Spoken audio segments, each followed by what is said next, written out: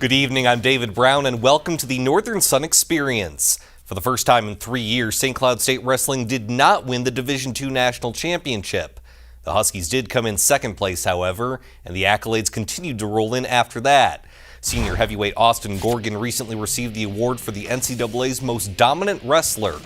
A third-place finisher at Nationals, Gorgon received the award for having the most match points divided by his total number of matches. Gorgon averaged 4.83 points per match in his 34 matches this season. He had a 32-2 overall record and set a new St. Cloud State record with 20 pins in one season.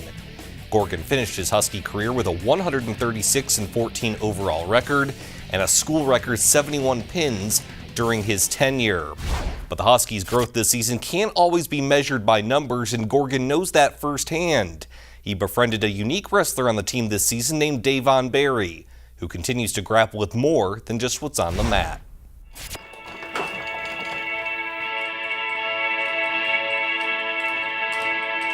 There's a difference, as plain as the eye can see.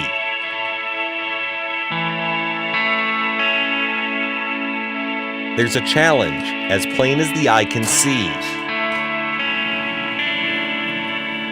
And there's a reality, as plain as the eye can see.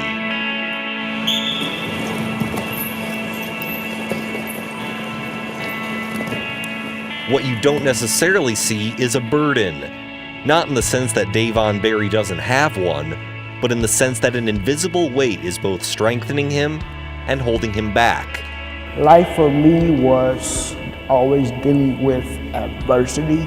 Davon was born near Atlanta, Georgia, with cerebral palsy, a movement disorder that's forced him to use a walker or wheelchair to get around. Growing up, it was sports that inspired him. The idea that he could achieve what others assumed he couldn't. I just like the physical aspect of it. And if you think about a man, having the ability to stand up against adversity, and you're talking about sports, sports teams, you have to win. So that's dealing with adversity. And with my life, things I had to go through, sports took care of that for me. Football was Davon's first love. But when he was 12, he had a hard time trying to convince others just to let him on the field. At that age, I had to persuade my mom to have a chance to even go out there and advocate for me. I let her know that, either I'm disabled or I'm regular. And, if you're gonna treat me like I'm not regular, I'm regular, so you're going to have to give me the opportunity that every other regular person has, and that is participating in things like sports and everything else. Davon went on to join the varsity team at Hampton High School, where coaches and teammates tried to create a healthy and welcoming environment. But all along the way, there were some who saw his inclusion as nothing but charity, and that he didn't truly belong. Sports gave me a reason to keep going, but the things that were said to me made me want to commit suicide. The adversity, dealing with the naysayers and doubters, that's always our everyday thing for me. And how do I get over that? I just grind and keep my head low and just by my actions and just go out there and do it. A positive attitude and a deep commitment to his faith helped Davon stay on track. And his determination caught the attention of college coaches, who had not only seen him play football, but also wrestle. Let's go, Bear! I just had an opportunity to watch a video of him. I was really intrigued by the way that he competed for the situation that he was dealt with.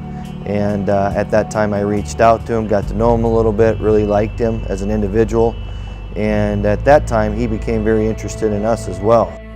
St. Cloud State is arguably the best wrestling program in Division II.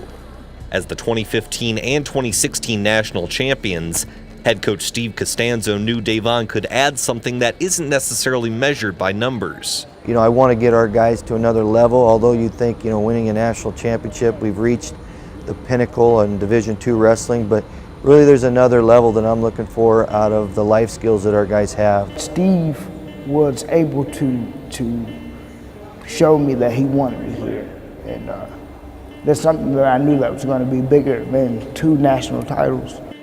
Davon received a scholarship from the Huskies and moved to St. Cloud, Minnesota in the fall of 2016. But the transition has not always been easy.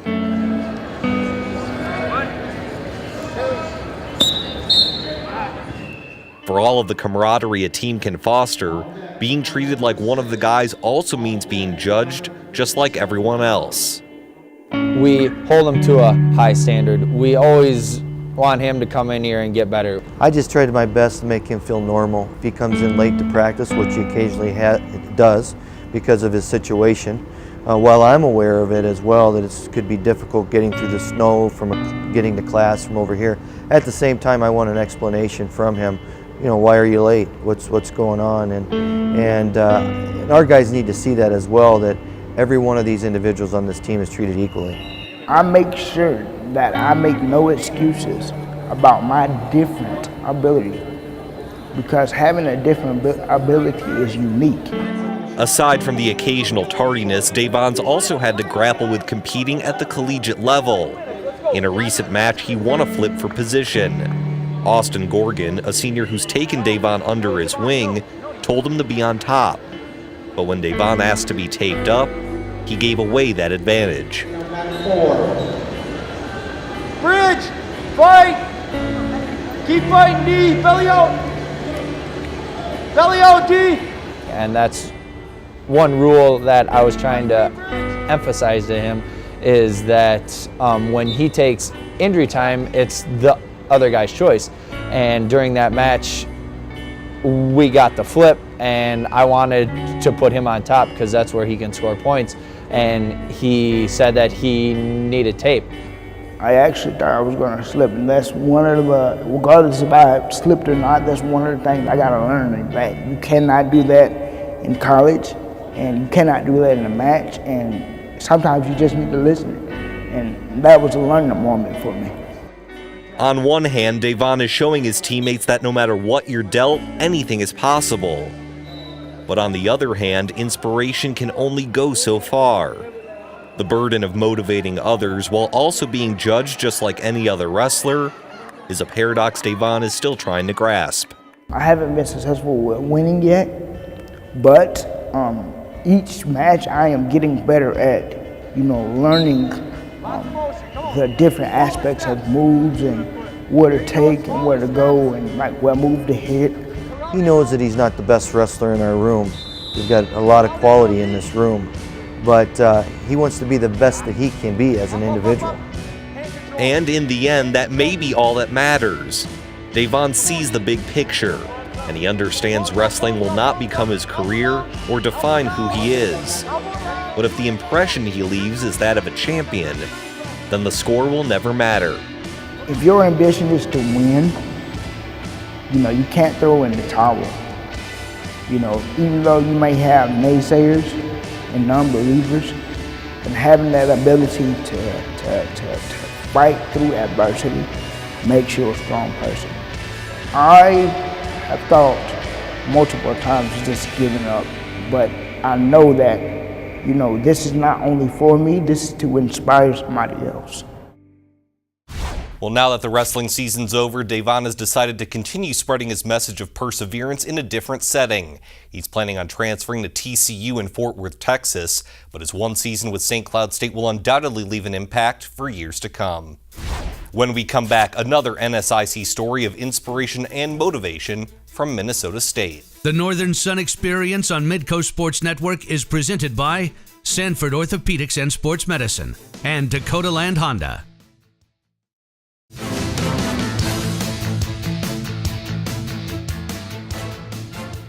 Welcome back to the Northern Sun Experience. Heading into this week, Minnesota State's baseball team was undefeated in conference play with a 19-4 overall record. And the Mavericks have been inspired recently by the play of pitcher Brody Rodning, who pitched a shutout on March 24th, one day after losing his mom Tiffany to colon cancer. Brody Rodning joins us now on the phone. Brody, first of all, your mom was diagnosed back in August of 2016. As you got closer to baseball season, what were your emotions like? Our family, we always had hope and stayed positive and trust in God. But you know, when the time was coming, we could kind of tell it was getting worse. We always got bad news when we got back from the doctors, and you know, there's one roadblock after another, and we just kind of figured I had an idea. But once baseball started, you know, I still, you know, managed time to see her and stuff and come back and see the family. But it, you know, baseball, it really didn't get in the way. In some ways, Brody, was baseball almost an escape for you? She didn't want it to be a distraction for me. I mean, obviously she wanted to see me and stuff, but she definitely didn't want that to distract me from my playing and from living my life. But yeah, baseball was a distraction. You know, I got to go get away, be with my friends, be my other family away from home. So. Your mom passed away on March 23rd, and you were already scheduled to pitch the next day against Minnesota Duluth. So what was your mindset like heading into that game? My emotions were I was going to pitch for her. You know, when the time came, we knew she was going to pass, and I was going to, regardless if she was still alive or not, I was still going to go pitch that game on Friday because that's what she wanted. And you know, she was still there, obviously cheering, and I was just, you know, I was ready to go pitch that game. Emotionally and physically, I was ready.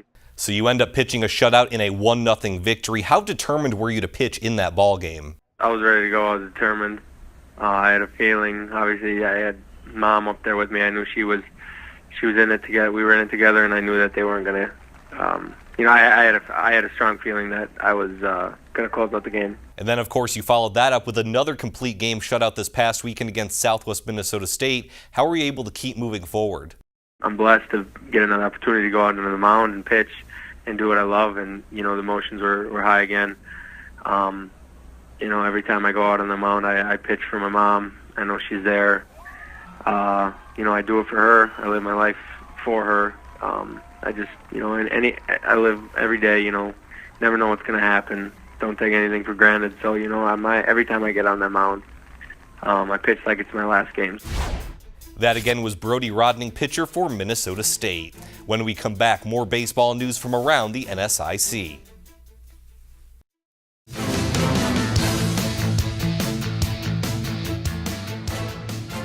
Welcome back. NSIC baseball is in the midst of conference play, and Minnesota State continues to lead the pack in both the standings and the awards. The NSIC Player of the Week is the Mavericks' Josh Wenzel. MSU center fielder hit .524 last week with 2 home runs, 8 RBIs, and a .905 slugging percentage. One of his 2 home runs was a walk-off against Southwest Minnesota State on April 1st. Meanwhile, the NSIC Pitcher of the Week is Minot State lefty Kendall Daniels. He helped the Beavers win their series against Winona State this weekend with a 9-inning shutout in a 6-0 victory on Sunday, April 2nd. But it's the Beaver bats that have come alive this spring. Minot State easily the biggest surprise in the NSIC.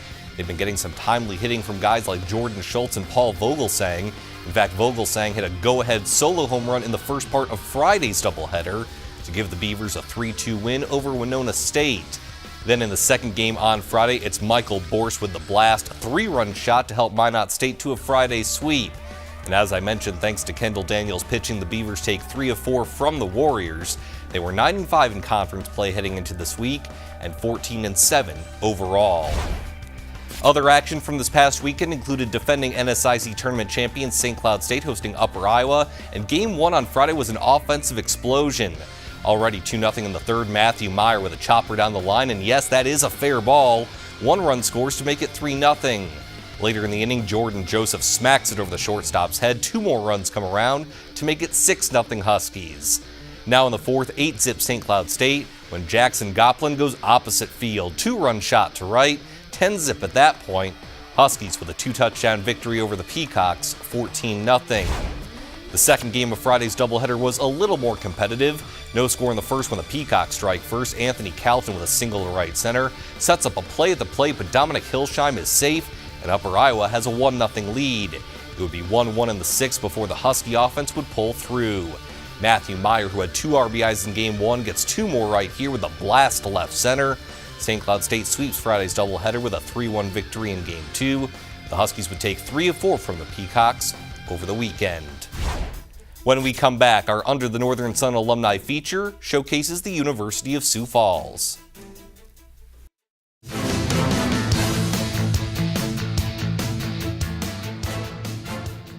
And welcome back to the Northern Sun Experience. It's time once again to name 2 new members to the NSIC's 25th anniversary team. Congrats to former Concordia St. Paul baseball standout Brian Lippincott. The Slugger hit a whopping .494 to win the outright NCAA batting title in 2012. He was also the NSIC's Player of the Year that season, along with Central Region Player of the Year and a Central Region Triple Crown winner. Lippincott was drafted by the Washington Nationals in the 19th round of the 2012 MLB draft, but currently works as a financial analyst in the Twin Cities. And from a superstar batter to a lights-out pitcher, congrats to former Southwest Minnesota State hurler Amanda Johnson. A 4-time Conference Pitcher of the Year, Johnson twice won the NSIC's ERA title and also ranks 15th all-time in Division II in saves. Well, at campuses across the NSIC, sports can be a universal language, galvanizing professors, athletes, alums, and more. In tonight's Under the Northern Sun feature, see how a handful of University of Sioux Falls alumni credit sports and faith for the bond they share as Cougars. Well, I think my experience here at the University of Sioux Falls, I think fundamentally reshaped my life.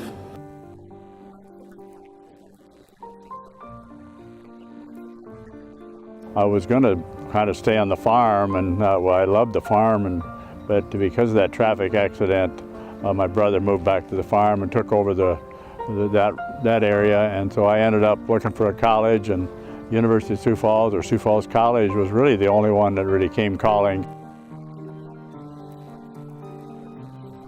Game of football has played a significant role in my life, and I think God used football in a real way to get me to a place where I could, I can have an encounter with Him that changed my life.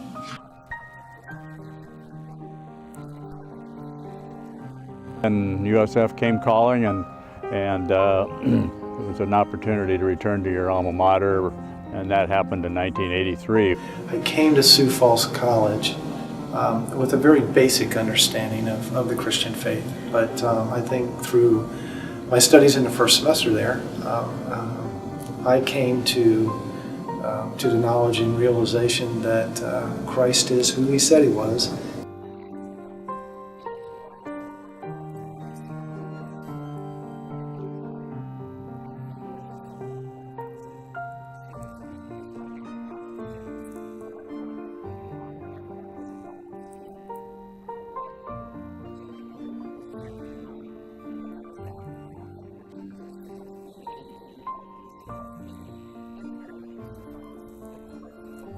It just seemed like coaching became more and more important to me. The staying involved in athletics, I could not see myself being outside of athletics, but teaching was the avenue to go, and so. Your faith shapes your perspective on all those things, and I think that certainly was the case as I matured in mine. It had such an influence on me was Roger Fredrickson brought a man by the name of Gary Demarest from the Fellowship of Christian Athletes on our campus our sophomore year. And all of a sudden, it just seemed like there was how can you coach and be a Christian man, and he really painted a great picture of the influence that you can have as a coach on the lives of young men and young women.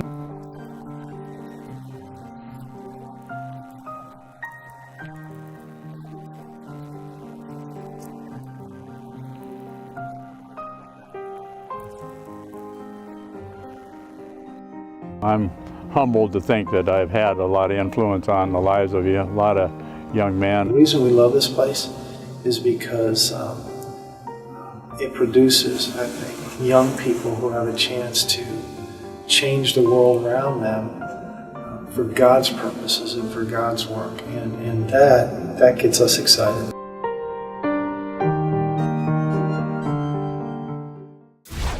Coming up next, the latest in NSIC softball, including a picture-perfect day for one Bemidji State pitcher. The Northern Sun Experience on Midco Sports Network is presented by Sanford Orthopedics and Sports Medicine and Dakota Land Honda.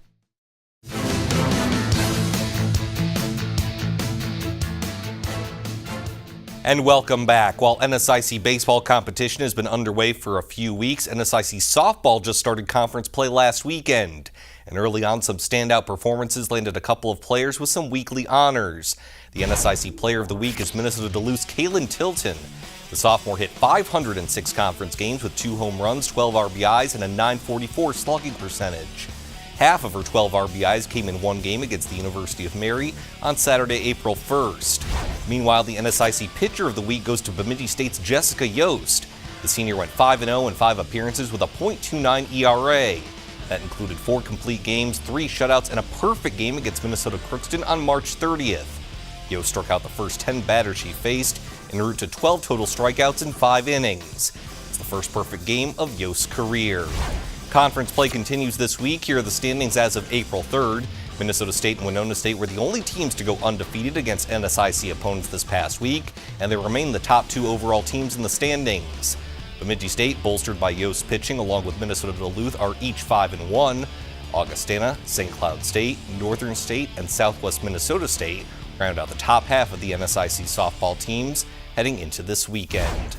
Once again, a thank you to all of our NSIC member schools for their time contributions and video for this week's show. We're taking a week off, but we'll be back on Thursday, April 20th for an all-new Northern Sun Experience.